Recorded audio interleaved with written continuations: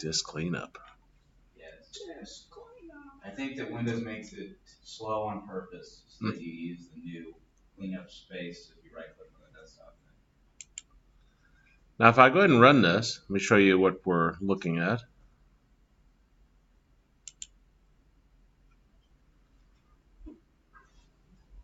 Well, all right, new project. We got arrays again that we're exploring. Arrays? Yeah, maybe. Com.Android phone has stopped. Uh-oh. More arrays. Probably. Oh, there it goes. Now I got a box up here. We're going to input a number. So like you put 3 in there, and then you click Add Number to the Array.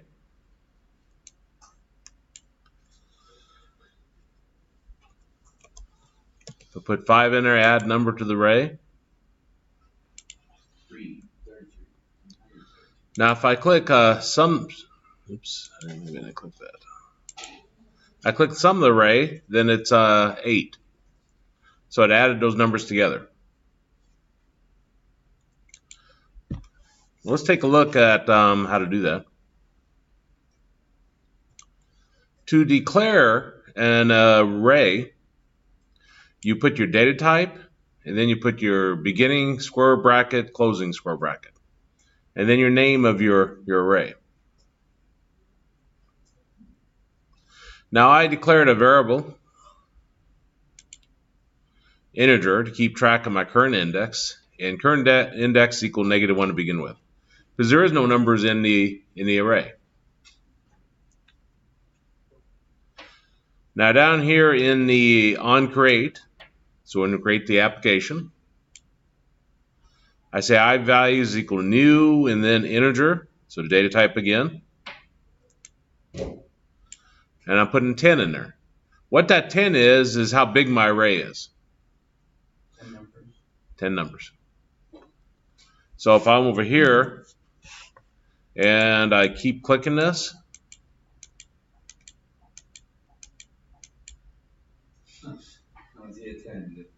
yeah, it'll blow up because it exceeded how big the array can be. Now we're going to see more structures in the future that allow us a little bit more flexibility than hard coding the value in. But that's our first work at arrays. Then the button click. This right here, I got edit text, ed1, and my edit text, and that's a ed num1. Where that comes from?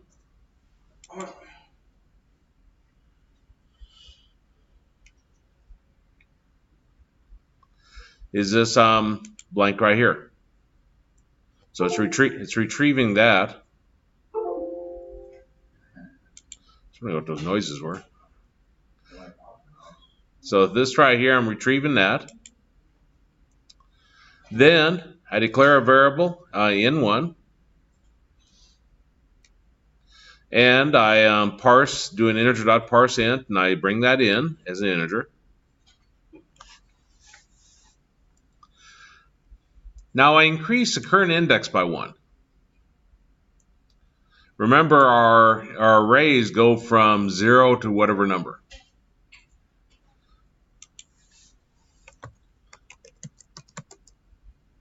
So if I had, if I entered numbers 2, 7, 11,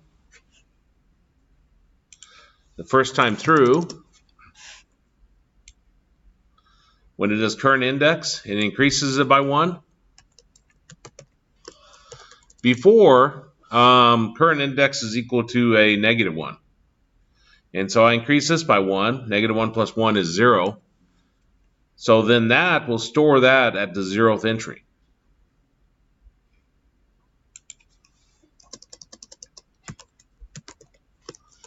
Next time through, you click the button.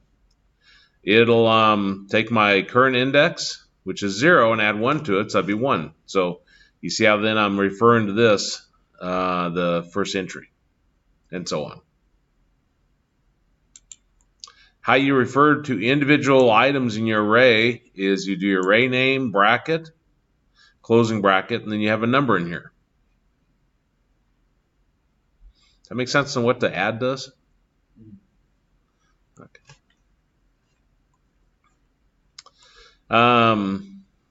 Then we got another button down here where you click this, and it sums the array and puts the result here. So it goes through and adds up all the numbers.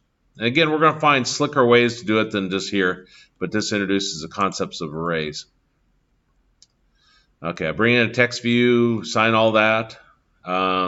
This is assigned TV underscore num1, which is, this one right here, TV underscore num1. They were kind of demonic for a second. Even from number one. Yeah. Now I declare a variable, the sum. I set equal to 0, so we can add them together. Now I'm going to go from x equals 0 and continue while x is less than the current index and do an x plus plus. And then I add those together, begin looping through that, and then print out the result to the text view. Okay, what does the before do? Before? This loops through your array. Okay. Like if I had these here, you know, where I had built that, like that. Now notice at this point, do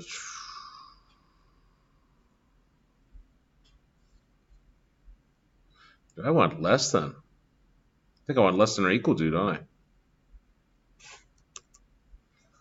Because if current index is 2, I want it to go 0 to 2. But let's see. That's the second thing I wanted to show you today. But this is meant to loop through it. So if I come over here, in this gray area here, you can click. You should be able to click it again and undo it. This is what I had to do. Right. And this is so cool for debugging purposes. So if you can't figure out what's going on, this is how you can debug it. Like I think this is wrong, but let's go through and see. So I click here, and I'm going to choose my run. Now, I always click the wrong one. They got Debug App here, and they got Debug. The Debug App automatically dives right in with debugging this app. This one brings up a list of items to choose. So always choose the first debug. And it's okay there. It'll run just like normal. Okay, so I'm gonna add these three numbers here, 2, 7, and 11. So I put 2 in here, click my add number to array. Come up here, I put 7 in, add number to array.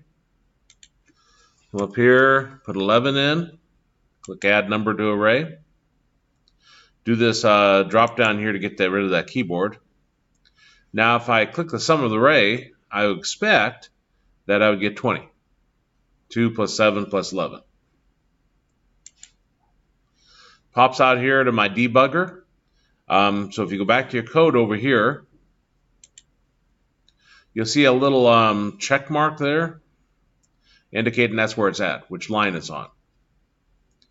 Now, if I remember right, yesterday or the other day, we found it easiest to go ahead and put check marks or breakpoints in all these, didn't we? Yeah. So you can see whenever the value transition. Right, but some of these otherwise will go through the code that's built into Java, and you're sitting there going line by line through a lot of stuff. In theory, though, if you want to go through all that, under the run, there's a step into somewhere right there. You do F7, that goes to the next line. Unfortunately, with so much libraries built in, you'll go through F7 a lot. Yeah. If instead you go to F9, that'll go to the next breakpoint, which might be right here. So now I'll keep doing F9. And notice down here in the variables, it says the sum is equal to 0. So you can see the values. Now I values if I expand that, you see is here's the index 0, 1, and 2, and I got my numbers 2, 7, 11. So I know my array loaded in correctly. So now if I do, what was it, F9?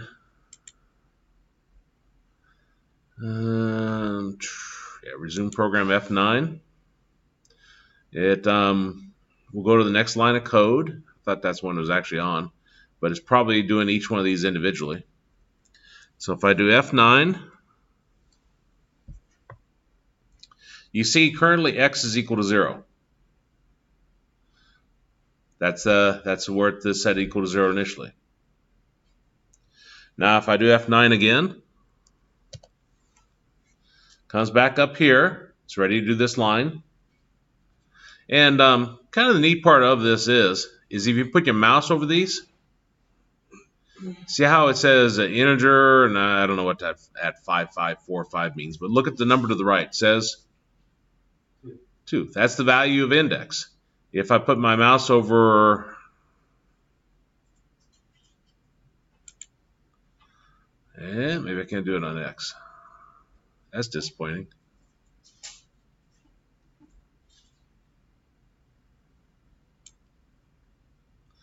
I guess I have to highlight it. If I highlight it, it says X is equal to 0.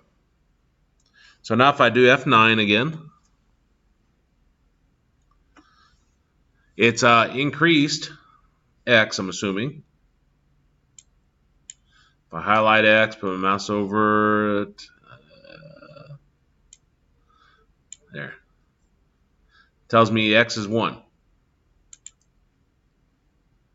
So I can see it's increasing. Do another F9. Do another F9. You can see the value, this is currently 9. Because 2 plus 7 gives us 9, doesn't it? Now, it's still got one more number to do. So if I do another F9, it does increases X. Do another F9. Did it do this line? It didn't, did it? And if I put my mouse over the sum, you see how it's still equal to 9? That would tell me that I'm not going far enough on this. So it does have to be less than or equal to? It has to be less than or equal to, correct. So there's stop app. You can just click these, take the breakpoints off, so the next time you run it, it won't cause you any headaches. And like you say, we had to change that to a less than or equal to. This is how you can figure out when you're just getting the wrong result what in the world's going on.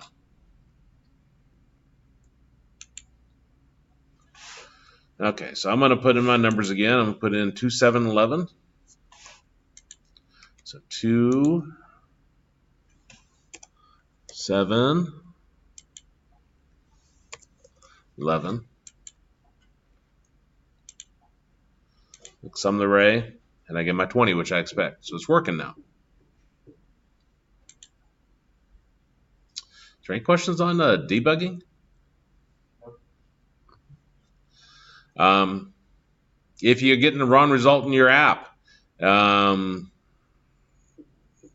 can ask me to look at it, but I won't probably be able to see it. This is how you do it. You debug it. You walk through step by step. I can't visualize, for example, if this was 10, I can't visualize going through a for loop 10 times in my head. I wish I was that smart, but that's where the debugging comes in.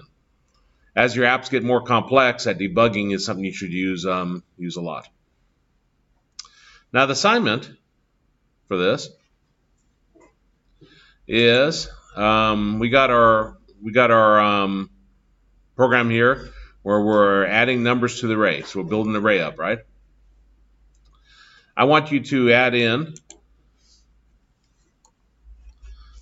So build upon this concept. And I'll print this code off so you can have it. But it's pretty much exact same code for building your array. But then I want you to print the average, the mean, And I want you to print the standard deviation. And I'll go over here that in a minute, how to find the standard deviation. I also want you to print the values of the array.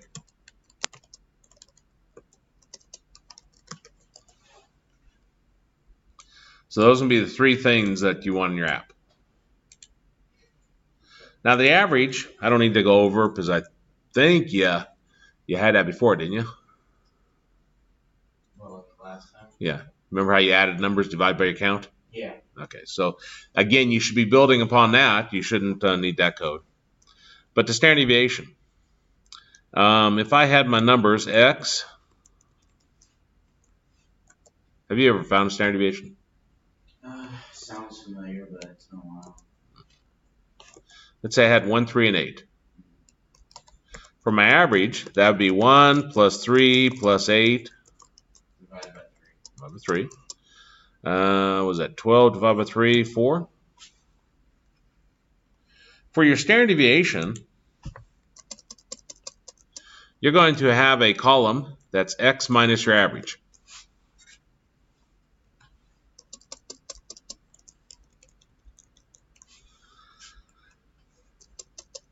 So we'd have 1 minus 4 equals negative 3. 3 minus 4, which would be negative 1.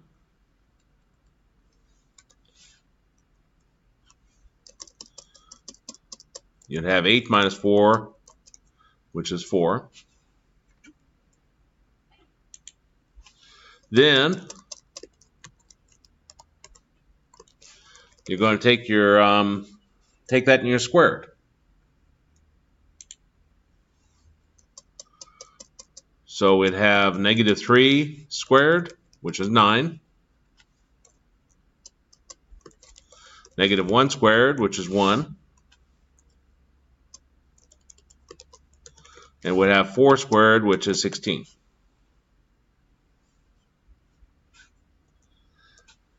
Then we want to add up the x minus averages squared. So it'd have what? 9 plus 1 plus 16? 26. And actually, let me make this a little bit easier. Let's print the variance instead, so you don't have to worry about the square root. So we'll print the variance instead. Variance is how spread out is the data. How, is it all close together, or like they all look like real close to 5, or is one 100 and one's a 5 and one's 99, one's 2, and they're all spread out. So after you add up the average, then your variance is going to equal to 26 divided by 3 minus 1. Now 3 is how many you have. How many numbers? Be good with that? Okay, let me give you some pseudocode. This is not exactly Java, but you'll get the idea. First off, you need to know how many n is. N is 3. We're going to have our for loop. That's where we're going to loop through our array.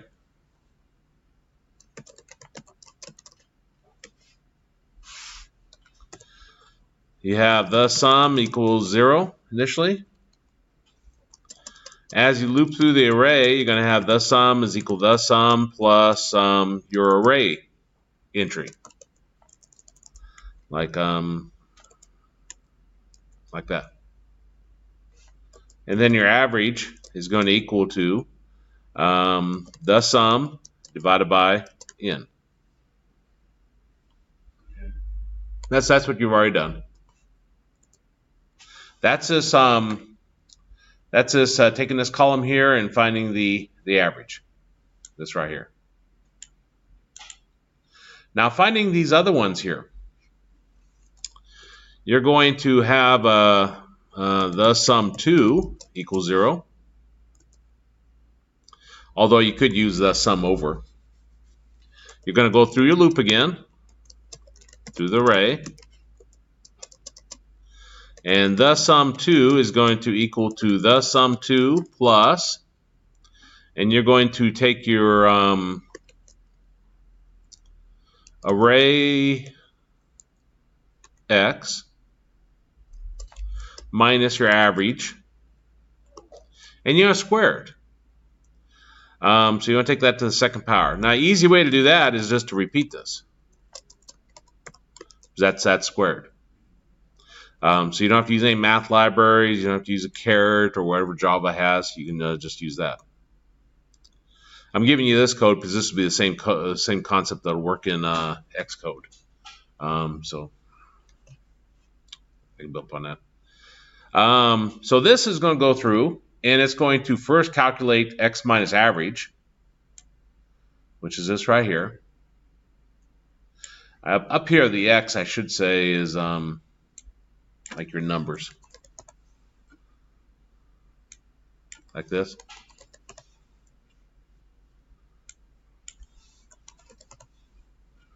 So your numbers are 1, 3, and 8. Then down here, I'm going to go through my array and subtract average. Now when I say x here, this is what your loop is going through. Remember how your x is equal to 0 to the length of the array minus 1? Is everybody clear on what I mean by x? Yeah. X is like it's an undefined number. Yeah, it's just what I'm using the index. I realized I used x up here and I used x down here, which is a little bit confusing. That's why I changed this to num. Okay, so this is the squared part. I'm summing them together, so that's going to give me the sum. So then when you're all said and done, your variance is going to equal to the sum 2 divided by n minus 1.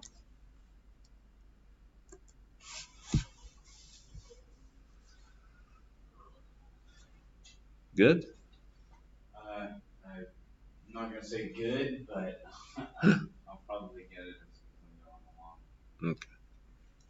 Now, if you plug this in your calculator, 26 divided by, geez, that come out that nice?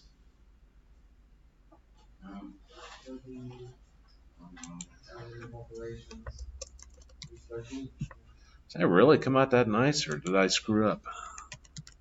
I teach statistics, so is it 13? Oh, what I want is if the variance actually comes out to 13. It could be this equals var dot s a1 to a3. Okay, what did I screw up then? Sum of x minus x bar squared divided by n minus 1.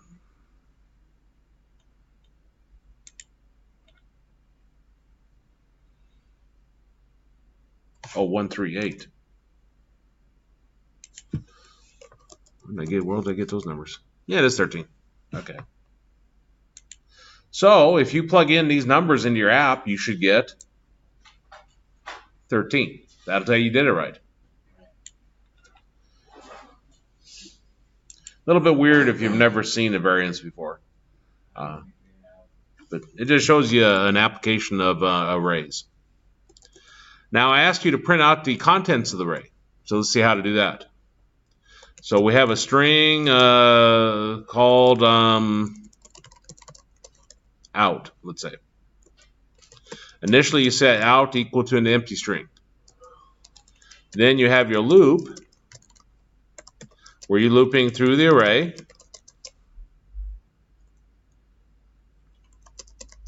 you're going to say out is equal to out plus, and here's where you're going to have to convert the integer to a string.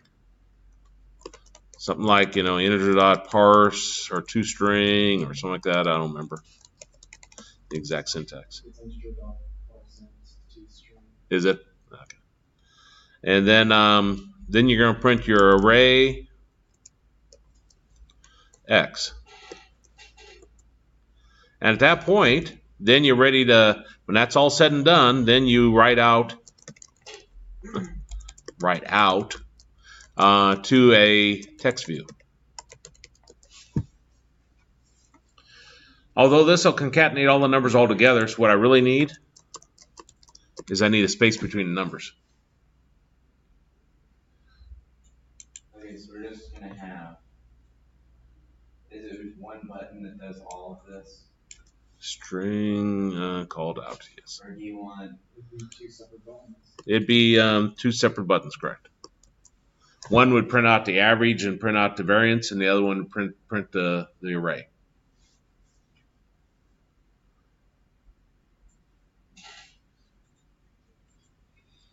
Can you print the notepad thing as well, please? Oops. Format, font, make it smaller so it doesn't take up a ton.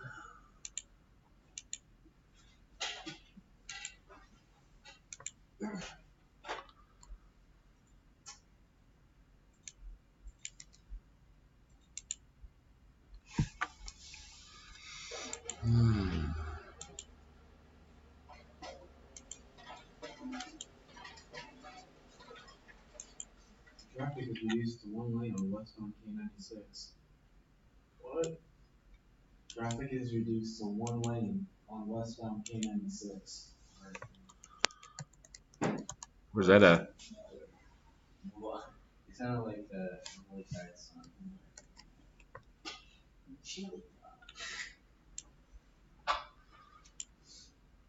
Is that the road you guys take? No, there's so much doesn't matter. Well, the name rings a bell. I just can't think what road that is. So we do plain text. Wait, would we do numbers? Yeah, we do numbers. Right. We just do one text box and then 2 buttons.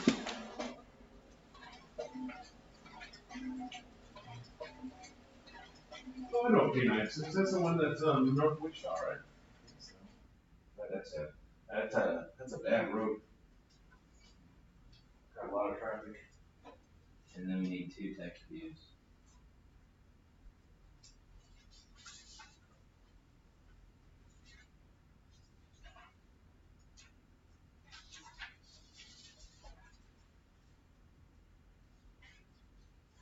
Yeah.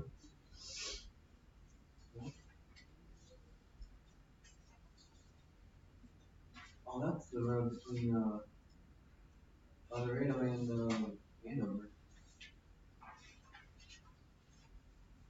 That leads into Wichita. K96? That's what it looks like. I thought 254 was that. 254 is from Laredo, Towanda, Benton, Bel Air. Oh. Well, yeah, the rest had to work on that. So the average